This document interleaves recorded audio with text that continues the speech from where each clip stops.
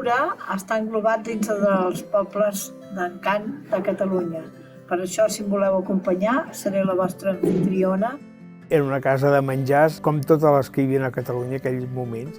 El va començar la meva mare i el meu pare, jo era un nano de 10 anys. El producte dels nostres proveïdors és de la comarca, del poble.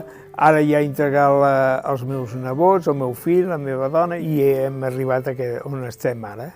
Pedra, els carrers, que estem a dins d'un parc natural. El Molí del Mig el que és una casa que té moltes generacions i a partir d'aquí la van reconvertir en peça de museu. Pots triar en diversos tipus de visita, no? I diversos tipus d'activitat.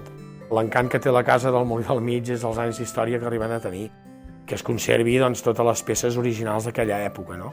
Per poder veure com es transformava tots els productes agrícoles en producte comestible. Nosaltres som capaços de fer 5 dies de ruta i no trobar-nos a ningú. El camí és preciós, tot un territori per descobrir. Més que un negoci és una forma de vida. El meu somni era estar a la natura i envoltat de bèsties. I això és el que estic fent. A més, superagraït, perquè són animals rescatats, que m'ho estan donant tot. O sigui, jo els hi dono, però ells m'ho donen multiplicat per 10. Talamanca és un petit municipi d'origen medieval que té un entorn natural immillorable.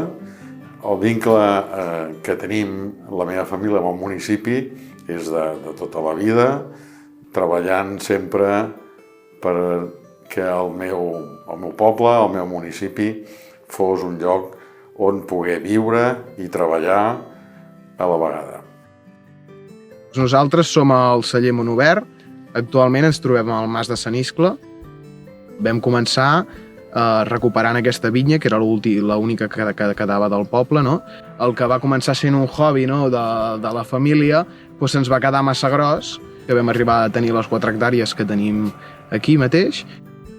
També oferim el que són tastos a peu de vinya, gaudint d'aquest paisatge i enmig de les vinyes aquestes que tenim aquí.